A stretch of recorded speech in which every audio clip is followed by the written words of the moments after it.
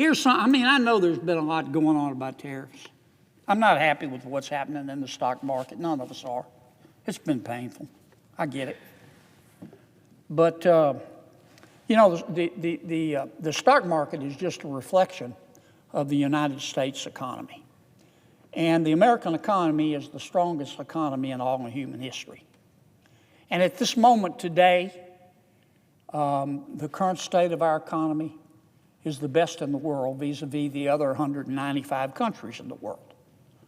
You want to trade places with China? Not me. Not me. China's property market imploded. Their youth unemployment is over 20%. Consumer expectations in China are on a journey to the center of the earth.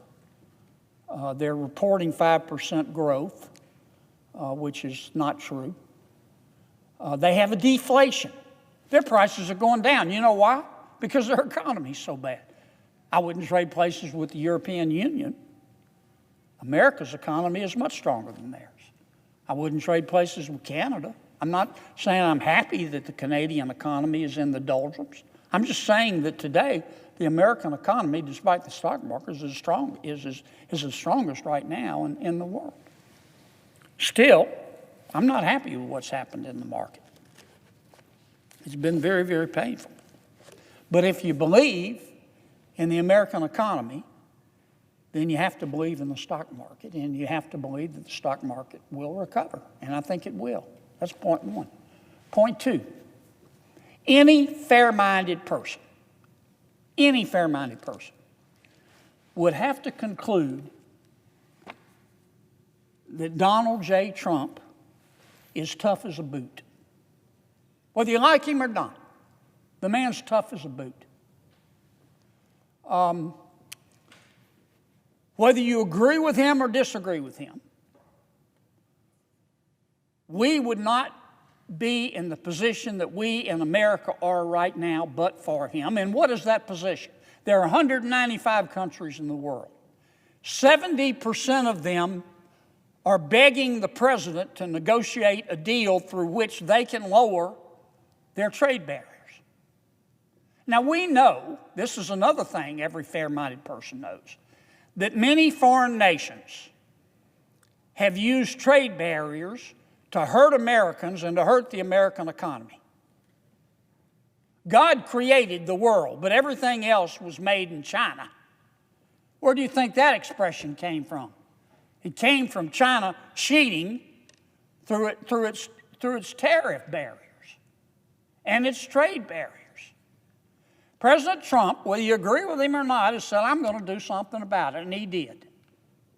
He did. And boy, did he get the attention of every other country, including but not limited to those countries that have been cheating.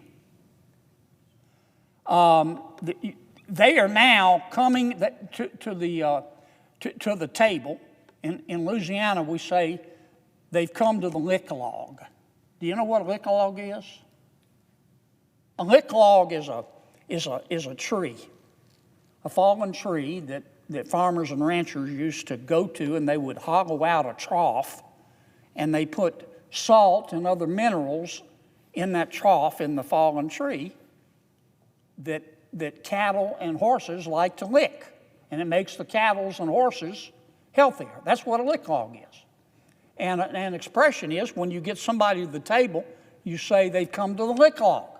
Well, President Trump has got these countries, 70 out of 195 have already come to the table and said they want to lower their tariffs. And I think that's a good thing. I've been preaching on this Senate floor for 2 weeks that what Prime Minister Carney in Canada and what President Trump in America ought to do is turn to each other and say, let's have zero tariffs.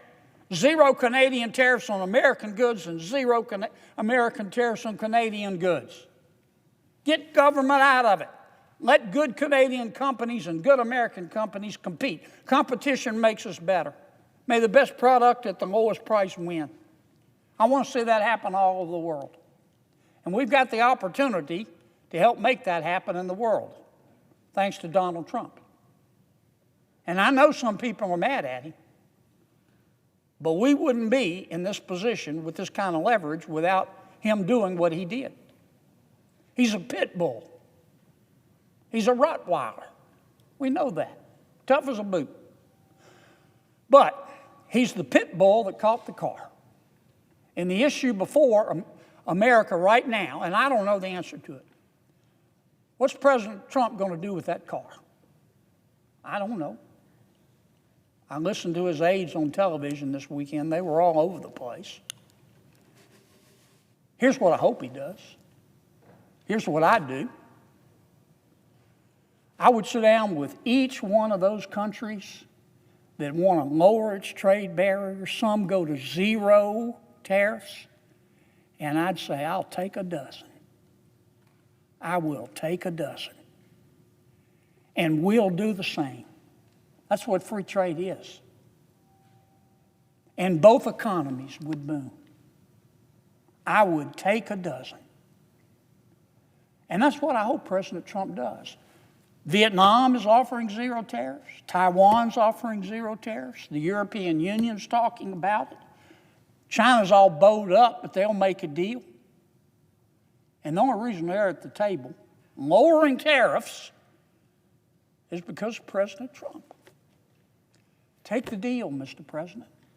Please. Pretty please. With sugar on top. Take the deal. Our economy will roar. It'll be better for the world economy. I would be lying to you if I told you I knew what the president's going to do. I don't know what's in his head right now. I think I know what's in his heart. But I'm not going to try to feign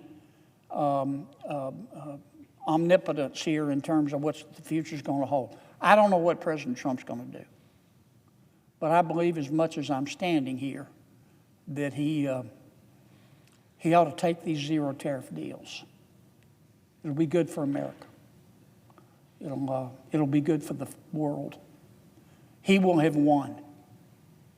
So, Mr. President, if you're listening, you're probably not. But if you are, once again, pretty pleased with sugar on top, you've won.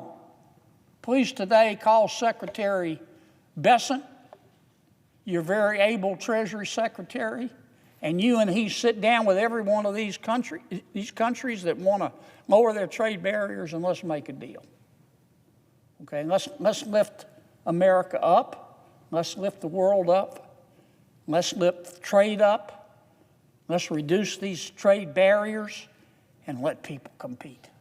Let American businesses compete. Let foreign businesses compete. May the best product at the best price win. That's free enterprise. Mr. President, I suggest the absence of a quorum.